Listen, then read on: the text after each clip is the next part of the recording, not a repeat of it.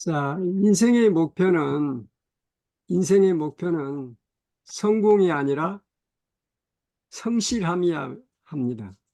왜냐하면 아무리 훌륭한 사람도 항상 성공하지는 않거든요. 때로는 실패하기도 합니다. 그래서 성공하든 실패하든 중요한 것은 항상 하나님 앞에 성실하게 서는 것이죠. 그래서 제가 이번 기 역대상 19, 20, 21장을 공부하면서 느낀 한마디의 소감입니다. 성공하든 실패하든 언제나 하나님 앞에 성실하게 살아가는 자세, 그게 참 중요하다 하는 것을 느꼈습니다. 오늘도 질문을 이렇게 드려보겠습니다. 어, 역대상 19장에 우리가 사무엘하에서 이미 사무엘 10장에서 이미 공부하신 것인데요. 그 요압이 전투에 나가기 전에 한 말이 있습니다. 그 말이 무엇인지를 오늘 한번 살펴보겠습니다. 그다음에 20장에서는 역대기는 사무엘하 11장에 기록된 사건하고 같은 사건인데 누락된 게 있어요. 역대상 20장에서는. 그게 뭔지, 그게 바로 그 다윗이 밧세바하고 범죄한 걸 기록하지 않았거든요. 의도적으로 아마 누락시킨 것 같아요. 그 이유가 무엇인지를 한번 보겠습니다. 21장에서는 다윗이 인구조사하는 게 나오는데 그게 범죄가 됐어요. 그게 왜 범죄가 되는 건지. 그래서 오르난의 그 타작마당에서 다윗이 뭘 했어 함으로 말미암아 아, 그 형벌이 멈추는 그런 장면이 21장에 나옵니다. 하나하나씩 한번 보겠습니다. 야, 그 이스라엘하고 이제 그 전투가 벌어졌어요. 근데 그때 군대 장관이 요압입니다. 그 전투에 나가기 전에 요압이 한 말이 있어요. 그 그거 들어가기 전에 지금 이스라엘이 어느 나라와 지금 싸울 준비가 되어 있습니까? 지금 싸울 태세를 갖추고 있습니까? 암몬? 암몬하고 그렇죠. 암몬하고 지금 싸움이 붙었는데요. 왜 전쟁이 일어난 원인이 뭐였죠? 저기 문상을 다윗이 문상을 갔는데 당신의 예, 조상하러 갔는데 잘못 오해하고 수염을 깎고 의복을 고기까지 잘라서 돌리다. 예, 그러니까 그 다윗의 그 선한 마음을 곡해해가지고 오해해가지고 오히려 그 선을 뭘로 갚는 거예요, 지금? 악으로 갚았어요. 가구가 없는 거예요. 이제 사실은 이거 암몬 왕의 그 전에 그 왕이 나하스고 그 아들이 한운인데 지금 한운이 집권을 해요. 근데 나하스가 그 패스드웨이 돌아가셨어요. 그래서 이제 아마 그 다윗이 사울 왕에게 쫓길 때에 나하스에게 어떤 도움을 받았던 것 같아요. 그렇잖아요. 암몬이 그 다윗을 뭐 좋아해서라기보다는 암몬도 어차피 이스라엘의 사울 왕하고 대적하다 보니까 사울이 싫어하는 다윗을 도움을 좀 줬던 것 같아요. 그래서 나하스에게 도움을 받은 다윗이 너무 고마워서 그분이 이제 나하스가 또 이제 죽었을 때에 문상을 보냅니다. 사절단을 보내서 문상을 하게 합니다. 그러면 관례적으로 그 사절단이 오면은 북진하게 대접을 하지요. 더군다나 지금 문상 왔잖아요. 자기 아버지를 그 상을 위로하기 위해서 왔는데 잘 했어야 되는데 그 한눈의 신하들이 충동질을 합니다. 진짜 목적은 문상이 아니라 뭐하러 왔다? 염탐. 정탐하러 정탐하러 왔다. 정탐해서 싸움을 걸려고 지금 왔다. 그렇게 곡해를 합니다. 오해를 받아요.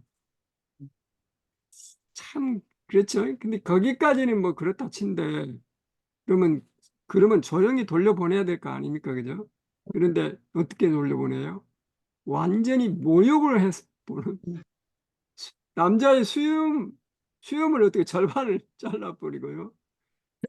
볼기짝에 있는 그 옷을 의복을 잘라버려. 그러니까 완전히 수치를 드러내는 거. 거기다음에 이게 남자에게 있어서 그 당시에 그 수염은 위엄, 다시 말하면 그 남자의 그 권위, 위엄, 이런 걸 상징하는 거예요. 그걸 잘라버렸으니 완전히 사람을 경멸하는, 모욕하는 아주 극도의 그런 장면이 거기서 연출됩니다. 그래서 그 소식을 듣고 가만히 있겠어요? 다윗이. 그죠? 예.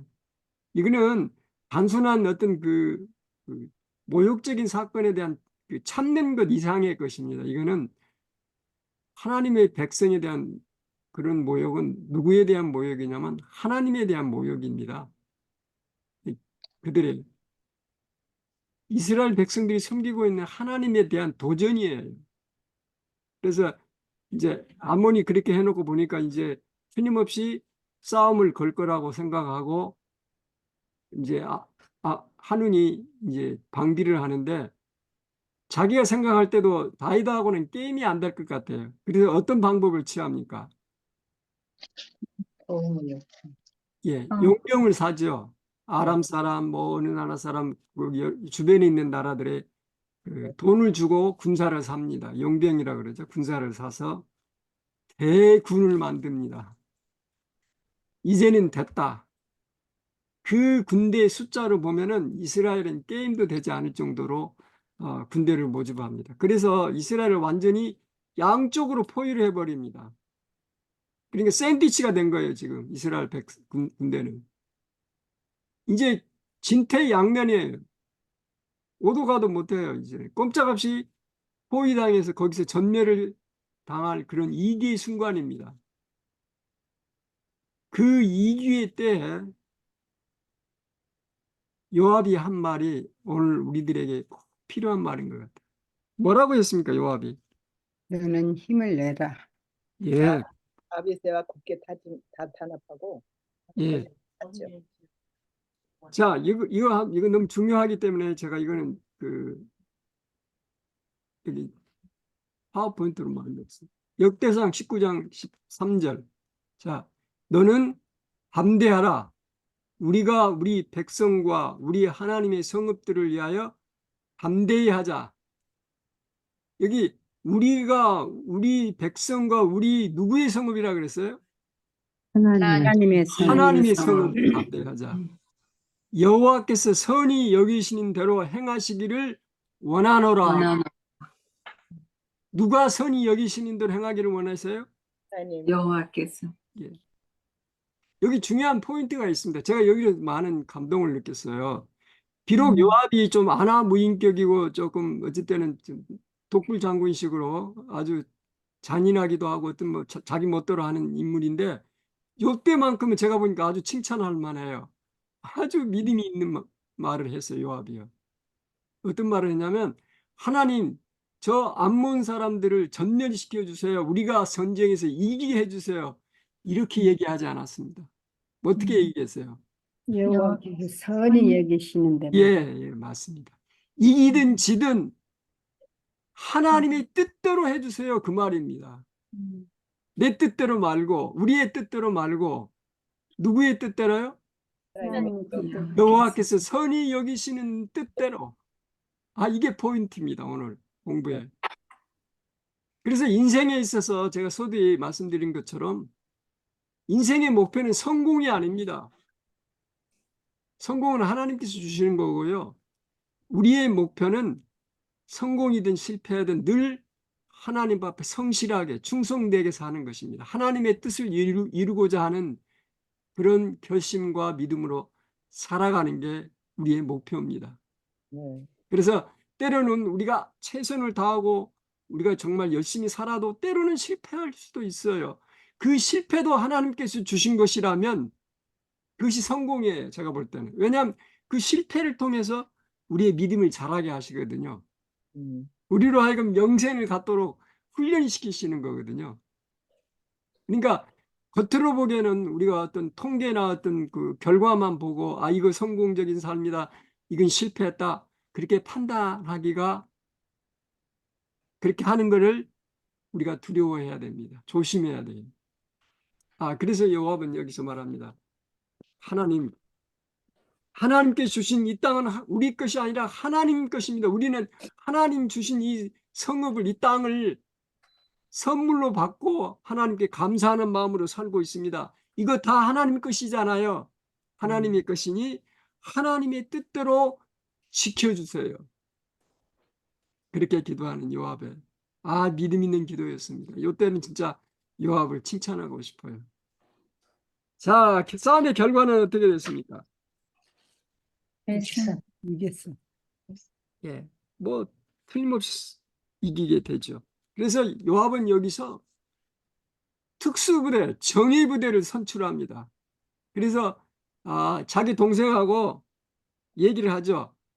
나는 암문을 칠 테니까 너는 여기 용병들 아람 쪽을 쳐라. 양쪽에서 쳐라. 그리고 만약에 한쪽이 조금 어려우면은 가서 도와주자 서로. 그러고 동생하고 힘을 합쳐서 하면서 나가면서 담대하라. 우리 하나님과 우리 백성과 우리 하나님의 성읍들을 위하여 싸우자. 죽기 아니면 살기 싸우자. 그렇게 얘기하면서 이렇게 싸움이 진행이 됩니다. 결과는 뭐 뻔하죠. 하나님이 함께 하셨으니. 그래서 하나님께서 그 아람 사람들 다 물리치게 하고 암몬 사람 다 물리치게 하고 다. 그래서 나중에 1차 공격에서 아람이 완전히 용병으로 온 아람이 완전히 패배합니다. 그때 아람 왕 하닷에셀이 자존심이 상하거든요. 아람도 꽤 강한 나라에 강한 군대를 가진 나라인데 자존심이 상하니까 이제는 돈 안 받고도 용병 아니에요. 돈 안 받고도 내가 직접 전쟁에 나가겠다. 그러고 다윗하고 맞붙어 싸웁니다. 하나님이 함께 계시니 누가 감히 이기겠어요. 그래서 이스라엘 백성들이 이기고 19절에 이렇게 사무엘하 10장 19절에 이렇게 얘기합니다. 하다렛에게 속한 왕들이 자기가 이스라엘 앞에서 패함을 보고 이스라엘과 화친하고 섬기니 이러므로 아람 사람들이 두려워하여 다시는 암몬 자손을 돕지 아니하니라. 이렇게 묘사하고 있습니다. 그러니까 그 아람 하다레셀에게 속한 속국들이 있어요. 그 왕들이 이제는 다윗 왕이 더 강하거든요. 그러니까 하다레셀에게 바쳤던 충성을 이제는 다윗에게로 옮깁니다. 그래서 다윗을 섬기게 되죠. 그리고 아람도 이제는 다시는 암몬에 도합지 않겠다 그렇게 얘기를 하게 됩니다. 자, 어떤 면에서 인간의 이기는 우리에게 기회입니다.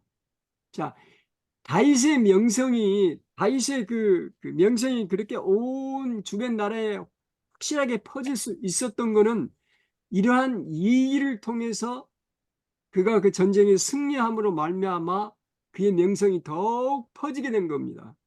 그러니까 위기가 기회가 된 거예요. 하나님께서 그렇게 만들어 주셨습니다. 그래서 이제 다윗이 그 힘과 명성이 높아지게 됩니다. 다윗은 인간의 능력 이상이신 분을 신뢰했기 때문에 성공했다. 암몬은 아람에게 도움을 청했지만 다윗은 하나님께 도움을 구했다. 암몬은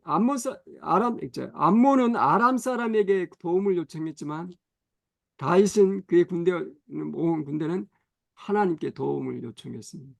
자, 요압이 군대를 나가기 전에 적진을 먼저 바라보지 않고 어디를 먼저 바라보았어요? 하늘을 먼저 바라보았습니다. 그게 성공의 비결이었습니다. 우리는 문제가 생길 때 이 문제를 어떻게 해결할까 하고 문제만 바라보죠. 그러나 문제가 생길 때는 어디를 바라봐야 할 때예요? 하늘을 먼저 바라봐야 할 때는 것입니다. 저는 늘 장례식에 가서 혹시 기도할 기회가 있으면 이렇게 얘기합니다. 특히 하관 예배 때 땅을 바라볼 때에는 하늘을 바라봐야 할 때라고. 하늘을 바라보게 해달라고 기도합니다. 왜냐하면 땅에 묻히면 이제 한 줌의 흙으로 돌아갈 것이죠. 그러나 하늘을 바라보면 그 티끌 가운데서 다시 부활하여 공중에서 주님을 만나는 그 변화된 아름다운 모습을 상상하게 될 수 있는 것입니다. 아멘. 예. 위기의 때, 문제가 발생할 때는 하늘을 바라보아야 할 때라고 하는 걸 기억하십시다. 다니엘 역대상 19장을 이렇게 정리해 보겠습니다. 자, 어느 분이 한번 읽어봐 주세요.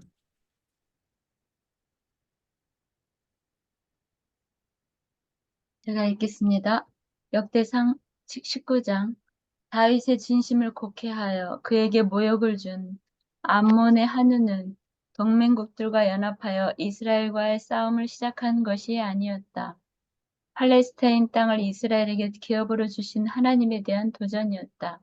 아람과 암몬 사이에 포위된 요압과 아비새는 적진을 바라보기 전에 하늘을 먼저 바라보았다.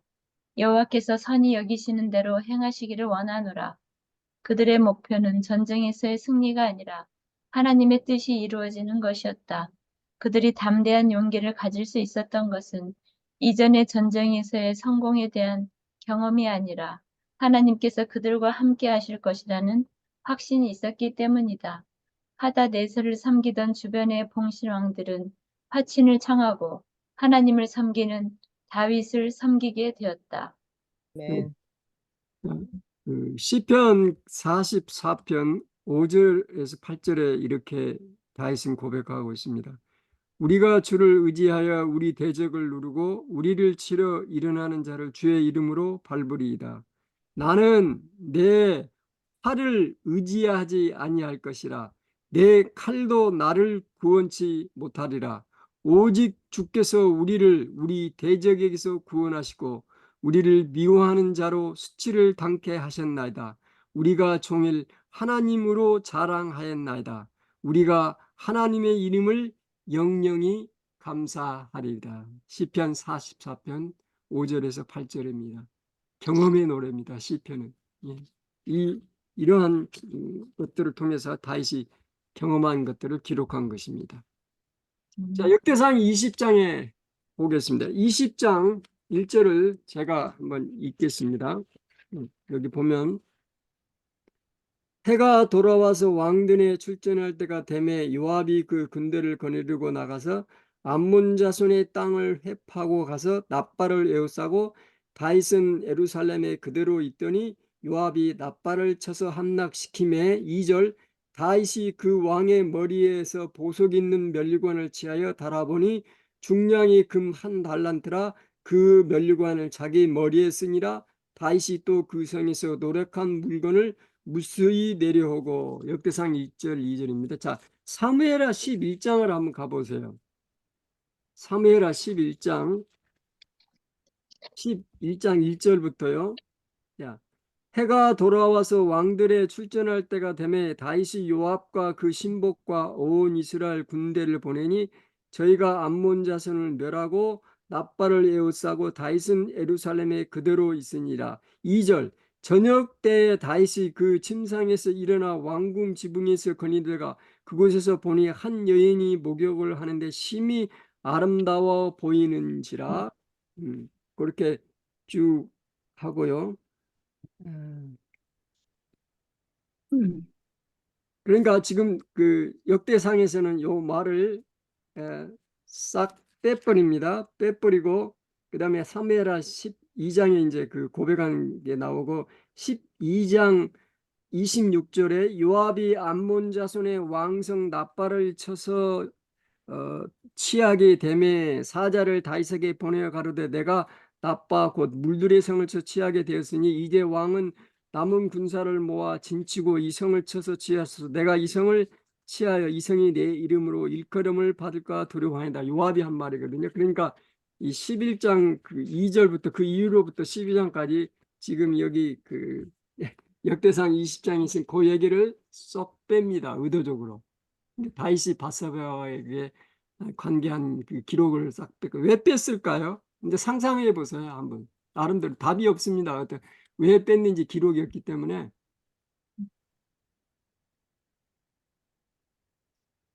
그 저자가 다윗의 그 위대함을 좀 더 높이기 위해서 그랬던 것 같아요. 근데 예, 그래서 그 다윗이 된 거야. 지금 예, 말씀하세요. 예, 다윗이 그 죄 지은 그 저지른 죄보다 예, 하나님께 대한 그러니까 여러 가지 언약궤를 그렇게 목숨 걸고 지켜서 음, 하나님께 영광을 드린 그런 것들을 더 뭐 드러낸 거. 축복 예예 예, 그거를 그래서, 해서 그런 예, 거 아니었을까요? 예, 네, 네, 예. 뭐가 있냐면요.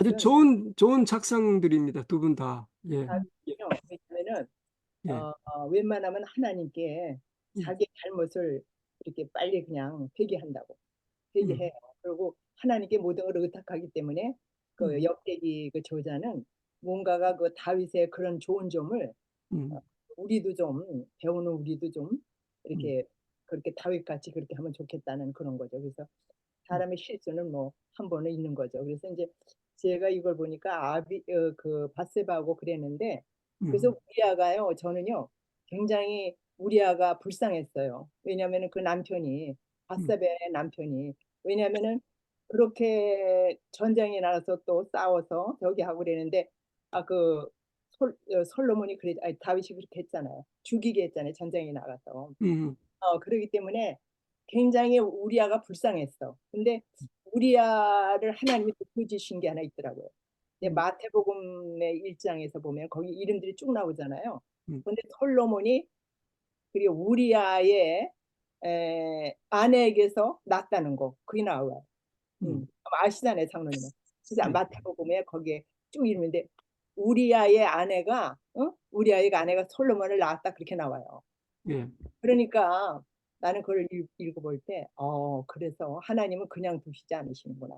응? 예. 네, 그게 나오는 아, 건데. 예, 여기 그 네, 사무엘서는 역사적인 팩트를 주로 강조를 하고요. 역대기는 그 역대기는 완전히 이제 영적인 관점으로 주로 많이 포커스를 맞추는데 이제 그런 관점도 있지만은 저는 단순하게 쉽게 아마 이렇게 생각해 봤습니다. 자, 여러분 기억하고 싶지 않은 것들이 있어요. 과거에. 그죠? 정말 다시는 기억하고 싶지 않은 그 아픈 과거, 자신의 뭐 슬럼프에 빠졌던 일이라든가 아니면 자기가 혹시 실수해서 큰 뭐 일을 했다든가 아니면 자기를 너무 어렵게 했던 그 과거의 기억이 있잖아요. 어떤 면에서 제 생각에는 여기 역대기를 기록한 저자가 그 그러니까 다윗의 죄를 숨기고자 하는 어떤 그런 의도는 전혀 없을 거고요. 당연하죠. 성경은 진실한 책입니다. 그 죄를 숨기고자 하는 마음이 보다는 그 뼈아픈 과거의 그 상처를 다시 드러내고 싶지 않은 심정이 좀 있지 않았나 그런 생각을 해봅니다. 거거든요. 예, 저도 좀 그 관점에서요. 예, 하나님의 자비하심으로 예, 그러니까 잘못한 거 일단 한번 다 적나라하게 보여줬잖아요. 예, 너의 죄가 이렇다. 예, 한 번으로 족하지 그걸 다시 또 이렇게 또 적나라하게 할 필요는 없다 생각이 들어요. 하나님의 자비로 예, 그 잘못한 거 일단 한 번 하고 용서받았잖아요. 예, 아까 말한 대로 역대에는 장로님 말씀대로 음, 영적인 음, 그 그, 그걸로 했기 때문에 굳이 그 내용을 이제 하나님은 이미 용서하셨어요. 그래서 음, 굳이 거기다가 또 그 내용을 할 필요는 없었을 것 같아요. 뭐, 여기 이제 좀 예, 중점적인 게 또 다른 의도가 있을 거해서 일단 사물에 거기에서 그 잘못한 거 모든 거 다 했는데 똑같이 거기다가 여기다가 그 넣을 필요는 없을 것 같아요. 여기는 이게 아까 사무엘 거기는 이렇게 다윗의 생애를 쭉 기록을 했다면 여기는 그거는 좀 아닌 것 같아요. 조금 음, 좀 이렇게 요약해서 좀 나온 것 같아요. 이거를. 그렇죠. 그래서 예. 좀 할 얘기가 이제 많이 이제 우리가 때로는 그런데 기억하고 싶지 않은 과거를 기억해야 되는 이유는 상처는 뭐보다 작아요? 언제나 붕대보다 작아요. 붕대는 붕대. 상처보다 언제나 어떻게 해요?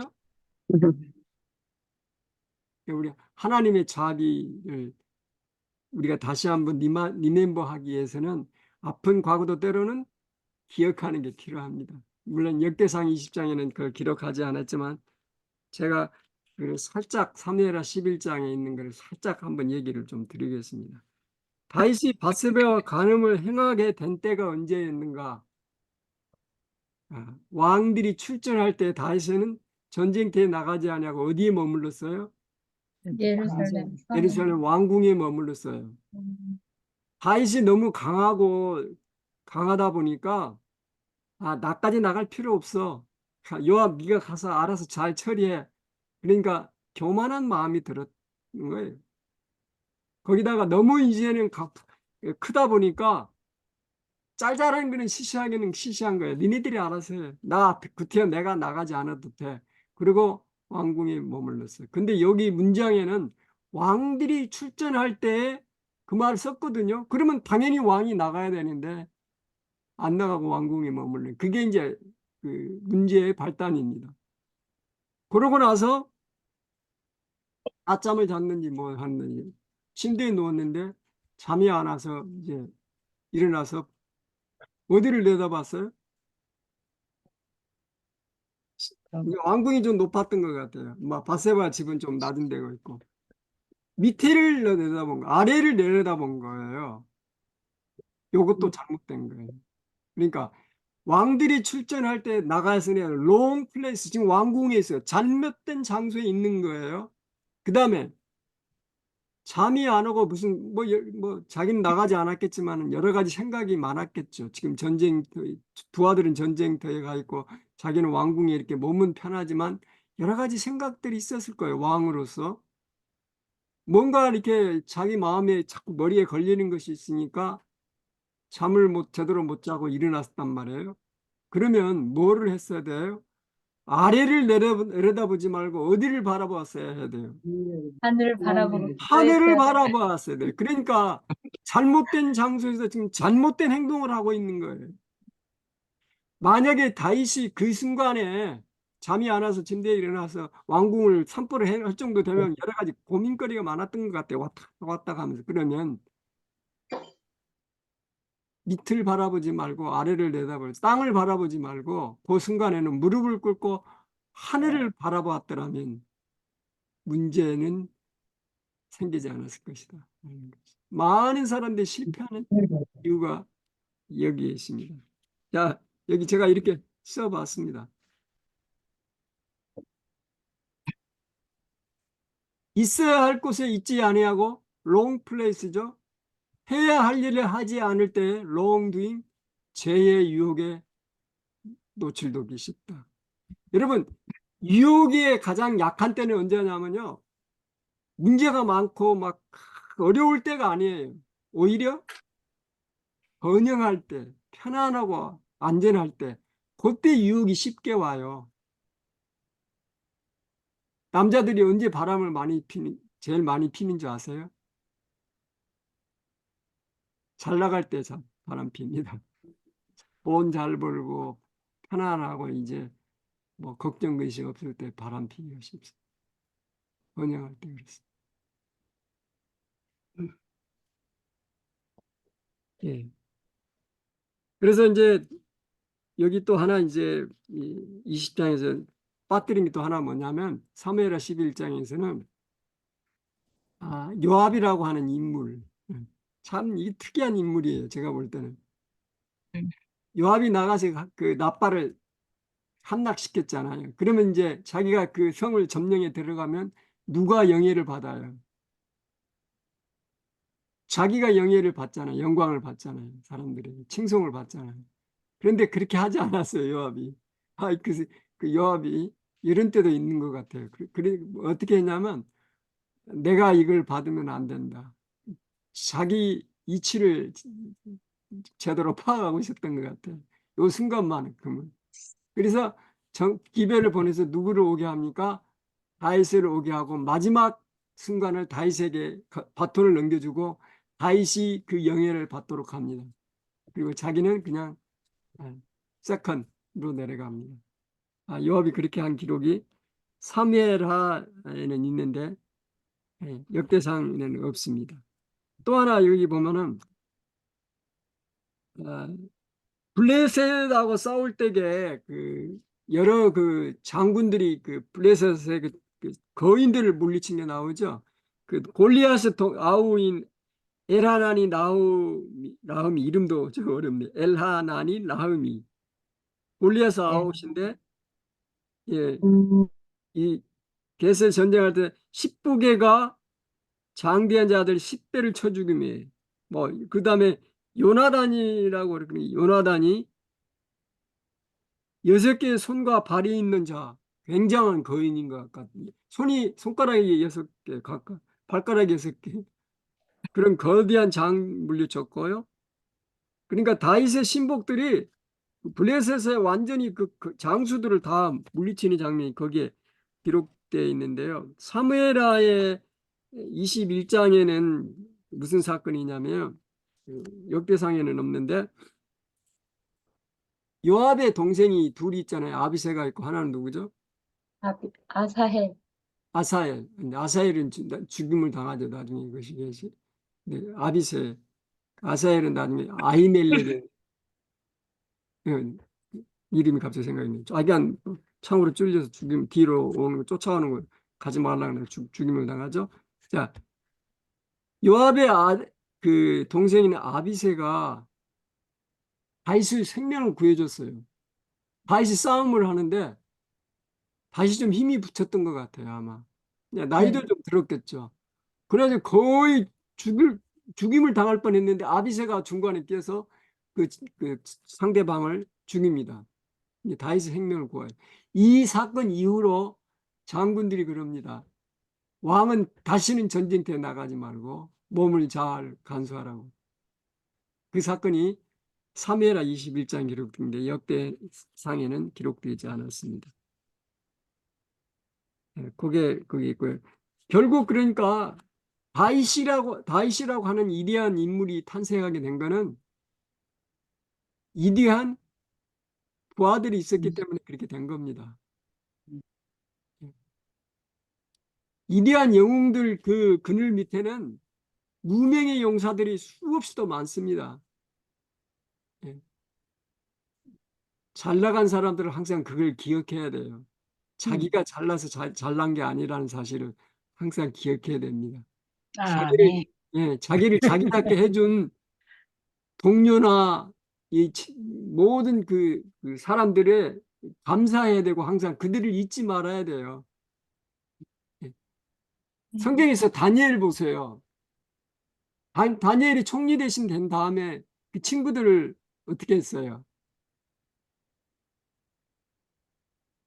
왕에게 얘기해서 다 그 친구들도 다 도지사 자리 한 자리씩 다 앉히잖아요.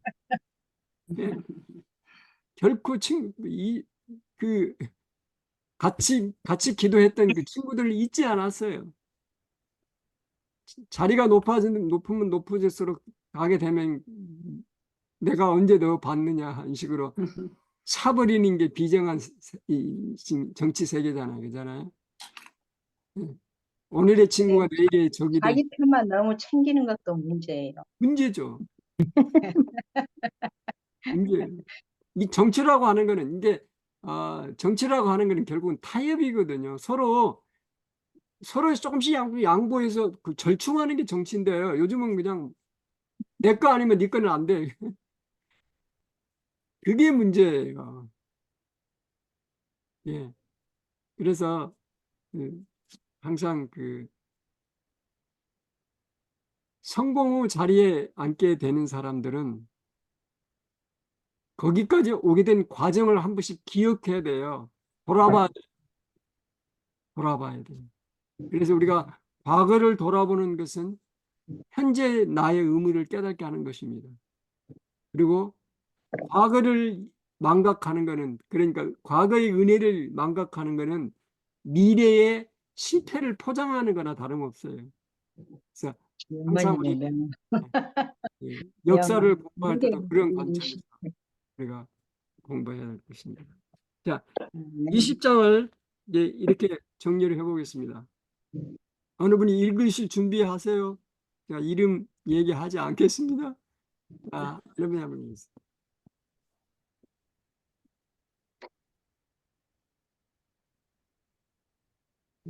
임막래 집사님 읽어주세요.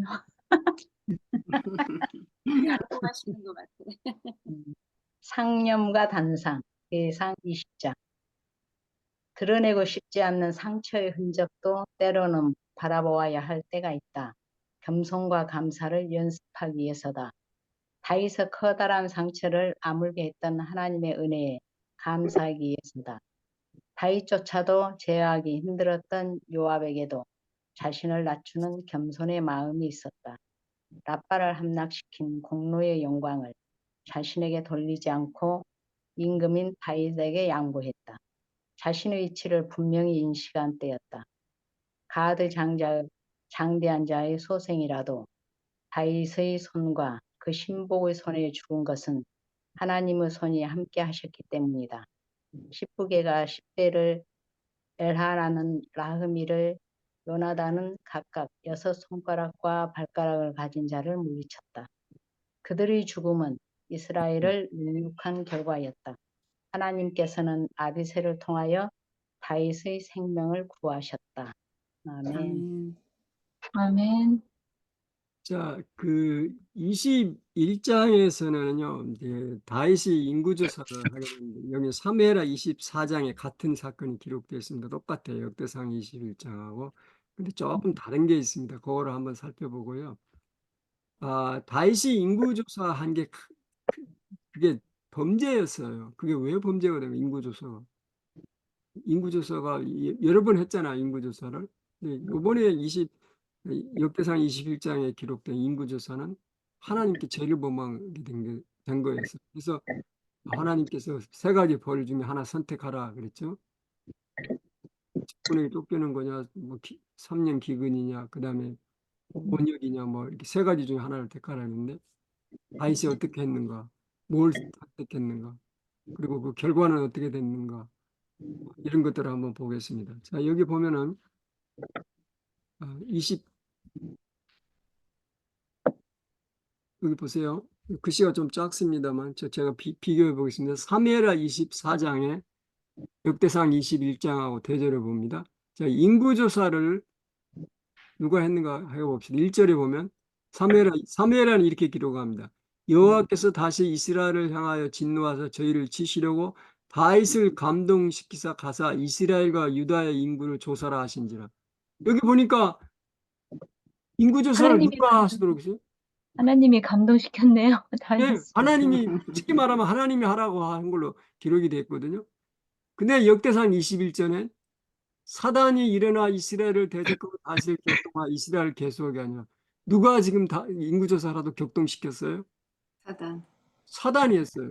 그러면 이게 어떻게 된 거예요? 사무엘하 24장에는 하나님이 그랬고 여기 역대상 20장에 사단이 했다고 격동시켰다고 그러고 어느 말이 맞는 거예요? 자, 어느 말이 맞는가 틀리는가는 그 다음 절에 보겠습니다. 10절 다윗이 인구수를 조사한 후에 그 마음의 자처가 여호와께 아뢰되 내가 이 일을 행함으로 큰 뭐를 죄를 범하여. 죄를 범하였습니다. 그죠? 8절 역대상 21장 8절 다윗이 하나님께 아뢰되 내가 이 일을 행함으로 큰 죄를 범하였다. 범하였나이다. 그러면 하나님이 죄를 범하게 하신 분이에요? 아니죠, 그죠? 그러면 아니죠. 사무엘하 24장 10절 역대상 28절에 보면 이 인구조사 하는 게 큰 죄를 범하게 한 거 다시 고백을 했는데요. 그러면 하나님이 죄를 범하게 하신 분이 아니기 때문에 당연히 사단이 한 게 맞죠. 역대상 21장이. 그러면 사무엘하 24장 1절에 여호와께서 감동시켜서 했단 말은 이 말은 무슨 뜻인가?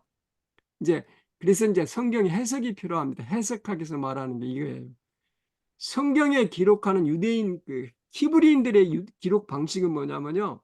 히브리인들의 사고 방식은 이 땅에서 일어나는 모든 일들은 그게 뭐 좋은 일이든 나쁜 일이든 모든 일은 하나님이 하신 것으로 다 개념을 가지고 있었습니다. 그러니까 다시 말하면 하나님이 직접적으로 시키신 것은 아니지만 하나님께서 허락하신 것, 막지 않으시고 그냥 자유의지대로 하도록 그냥 허락하신 것, 강제하지 아니하시는 것을 이렇게 표현을 합니다. 비근의 내로 뭐 애굽의 바로 왕을 하나님께 그의 마음을 강팍해 하셨다 그랬잖아요. 예, 그런 예입니다. 성경에 이런 예들이 여럿이 있습니다. 그러니까 여기 사무엘하 24장에 말하는 그 인구조사 여호와께서 감동시켰다 하는 말은 하나님께서 그 다윗이 하고자 하는 거를 억지로 강제로 그의 마음을 막지 않으시고 그러면 네가 선택한 것을 하도록 허락하셨다 그런 뜻입니다. 그리고 실질적으로 이 일을 하도록 막 그 격동시킨 사람은 마귀가 그렇게 한 거예요. 죄를 범하게 한 거예요. 마귀가. 그래서 결국은 인구조사는 왜 이게 범죄가 돼요? 자, 여기 하나 주목할 게 있어요. 나의 그 힘을 예, 과시할 기호만 하니까. 예, 맞아요. 여기 한번 보겠습니다. 사무엘하 12장 13절에서 다윗이 나단에게 이르되 내가 여호와께 죄를 범하였노라. 그러니까 우리야 그 밧세바하고 간음죄를 범하고 우리야를 죽인 살인죄, 간음과 살인죄를 범했을 때에 다윗이 나단에게 고백할 때는 뭐라 그랬냐면 내가 여호와께 죄를 범했다 그랬어요. 죄를 범하였노라. 그런데 여기 역대상이나 사무엘하 24장에서는 다윗이 뭐라 그랬어요? 내가 여호와께 무슨 죄를 해요? 큰 죄를. great sin, 큰 죄를 범했다 그랬어요. 그러면 인구조사한 게 간음이나 살인죄보다 더 더 중대한 죄. 일, 큰 죄라 그랬습니까? 아니 인구조사하는 게 뭐 그렇게 대단해서 간음과 살인죄보다 더 큰 죄예요?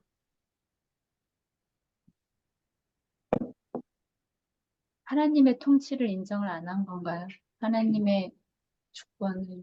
자, 간음은 쉽게 생각하세요. 간음은 순간적으로 충동적으로 저지른 거예요. 그리고 그걸 덮기 위해서 살인죄를 한 거죠. 근데 인구조사는 고의적인 죄예요. 그 동기가요. 왜 고의적인 죄가 되냐면요. 심지어 그 요압까지도 막 가는 그 요압까지도 네.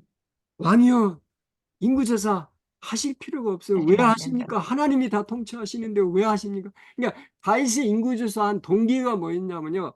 부조와 선지자에 보면 그가 그 마음에 교만과 허영심, 다시 말하면 내가 이 큰 군대를 가진 내가 힘이 있는 사람이다. 하나님께서 하신 게 아니라. 그냥 하나님을 드러내야 되는데 누구를 드러내는 거예요? 자기 자기 힘. 자신을 드러내는 거예요. 여기 인구조사는 군대를 말하는 거예요. 근데 군대의 힘을 과시하게 해서 하는 거예요. 야, 내가 이렇게 많은 군대를 가진 위대한 군대의 원수다. 자신을 드러내려고 하는 거예요. 그게 동기가 돼서 참 다윗도 이렇게 실수할 때가 있습니다. 그런데 이 사실을 다시 입이한 게 이게 다른 게 아니에요. 그가 사단의 격동에 의해서 그 유혹에 넘어갔지만 그 자신의 죄를 깨닫고 하나님 제가 큰 죄를 범하였습니다. 하나님께 회개하고 돌아섭니다. 그게 다윗의 이대함이에요. 하나님이 그래서 다윗을 사랑하셨던 것 같아요. 하는 마음. 그래서 그 교만함과 자만심으로 가득 찬 다윗은 그 속에서 무릎을 꿇고 하나님 제가 큰 죄를 범하였나이다 회개하고 하나님 앞에 합니다. 그래서 하나님이 세 가지를 선택하라며 다윗이 선택했나요? 네. 뭘 선택했나요? 전염병.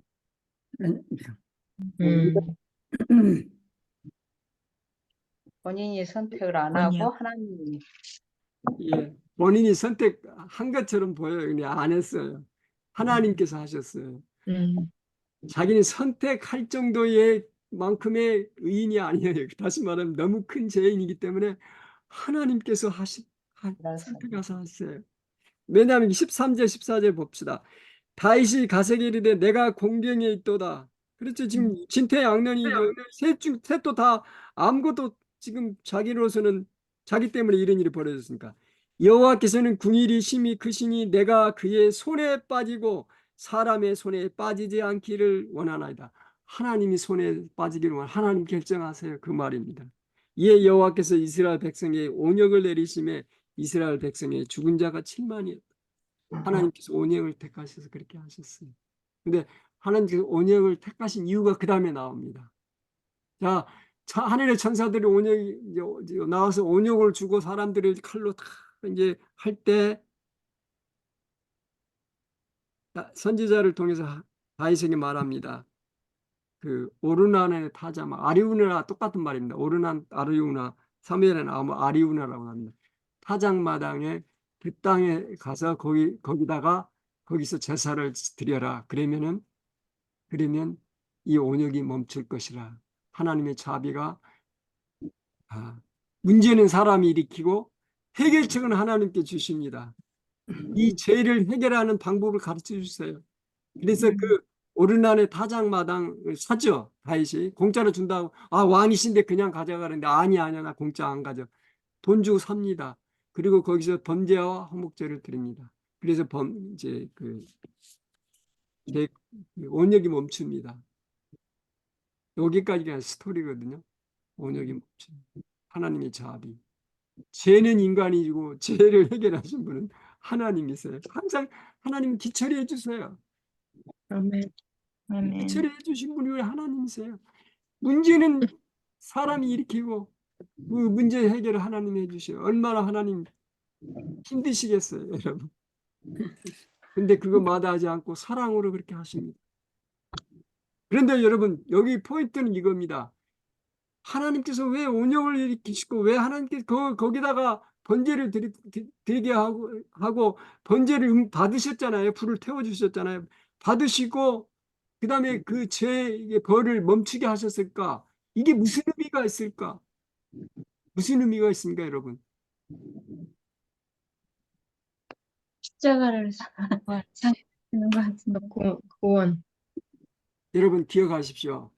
그 오르난의 그 타작마당 다윗이 그 번제를 드리고 하나님이 용서와 자비로 그 온역을 멈추게 한 그 장소는 아브라함이 이삭을 제물로 드린 모리아 땅입니다. 그리고 예수님 그 모리아 제사. 땅은 먼 훗날 먼 훗날에 갈바리예요. 거기. 성전. 예수님이 십자가에 돌아가신 갈바리.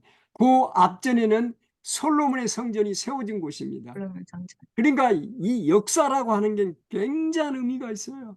오르난의 단순한 타작마당이 아니라 그 타작마당이 나중에 솔로몬의 성전이 되고 성전은 누구세요? 예수님이에요. 예수님.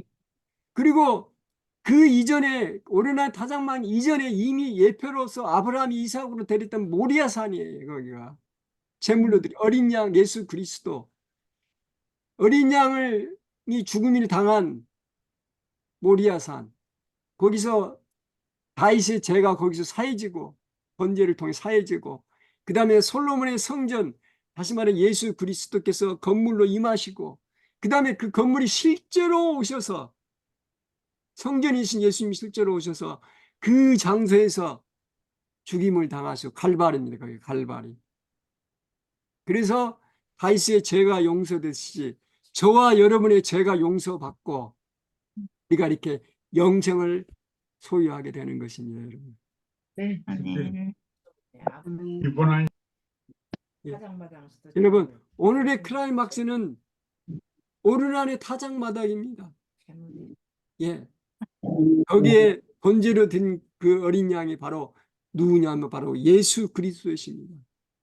저와 여러분의 죄를 거기서 사하시고 우리를 영원한 생명으로 인도하시는 우리 주님의 사랑을 오늘 이 저녁에 꼭 다시 한번 명상하시면서 이 밤을 지내시기를 바라면서 오늘 공부를 여기서 마치도록 하겠습니다. 아멘.